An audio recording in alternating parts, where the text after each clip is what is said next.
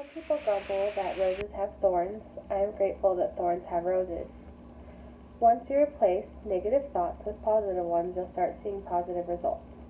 These are some quotes that could either help someone or really annoy them if they're going through something hard, but they seem to help me. Trying to see the glass kind of half full instead of half empty, or just being grateful that you have a glass in the first place. Um, so, my name is Bonnie. I'm going to be doing my presentation on the expression of emotions, both negative and positive, and some things you can do to help with that. I'm qualified to talk about this because I have feelings.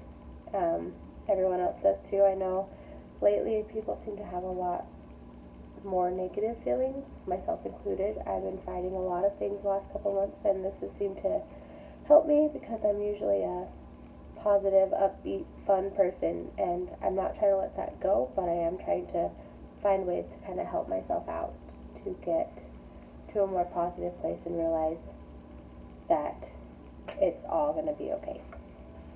Um, this is going to help really anyone that has feelings. I know a lot of women have kind of a harder time with their emotions, having too many, and then men have a harder time expressing their emotions.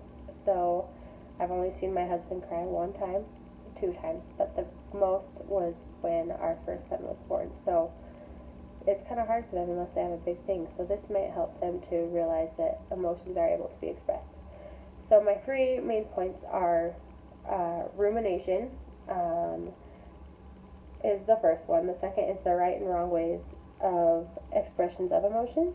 And then reappraisal and gratitude is my third one. So those kind of go hand in hand.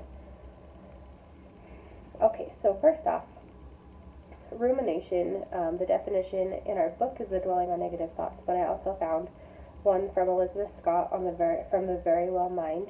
Hers is that staying deep or in considered thoughts, and we don't usually mean to dwell on these thoughts. It's just our brain just stays on it. Like if we're stressed out about money or life or a stressful situation, we just seem to keep our mind set on that. And there's ways to get around it, but that's just something that comes with the territory of life and our human nature. So there's ways to change it, and a couple of the next things I'll talk about helps to change that. And I personally have used these in my own life, and so it's kind of exciting to be able to do this. So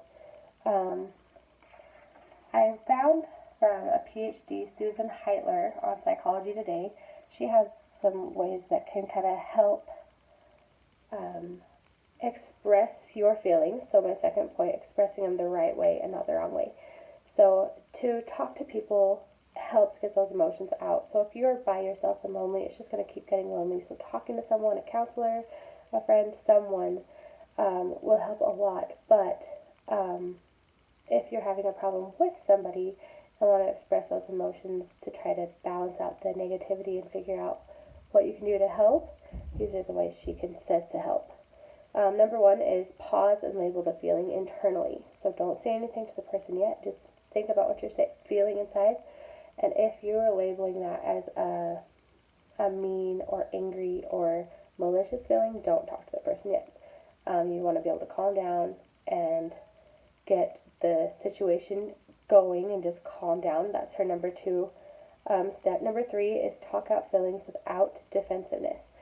So instead of saying, you make me feel, which is automatically going to cause that other person to get stressed, say it's with money, you make me feel like I can't do any of the planning because you never listen to what I say, with our finances. Or you can say, I feel stressed or sad or scared because I feel like we can't work together as a team. That kind of makes it change to a different sort of thing, and that can make it so the negative thoughts that you have before even talking to them, like say your depression or anxiety, if you have someone to talk with that could be that team, that partner for you, like my husband, then we can figure it out by not being defensive and saying I feel instead of you make me feel. Just how you, her fourth and one of the final ones, this is her closing point kind of. It's how you express feelings makes a huge difference in the perception of and reception of what you're trying to say. So if I'm going in with, you make me feel so angry, they're going to take that as I'm angry, so they're going to get defensive. So to kind of bring this all back together, the third point is cognitive reappraisal and gratitude. I put those together. Gratitude's not really talked about in our book, but it's just something that has helped me. Cognitive reappraisal is just nudging your emotions back to baseline. So I'm like, oh, I really wish I got in the car ride a little earlier. I'm going to be late. People are going to be mad at me. Instead, it's like, maybe I can see some views, or maybe there was a car accident I was going to be into, or just maybe some of that stuff. And with gratitude, I do a gratitude journal the last couple months, and it's this gratitude journal right here. You just fill it out, and it's a blank page, but 3 a day. 3 things you're grateful for every day. It kind of helps, even if it's a negative thing. I'm grateful that something bad happened to me. So in conclusion, be the good, see the good, create the good. Kind of like my mantra for life. Even when things are hard, I want to be that way. So make sure rumination can go away if you express things the right way, and you are grateful, and you can reappraise things in your mind to kind of get better. So yeah, it was really fun to do this, and I know it'll keep helping me, so I hope it'll help someone else.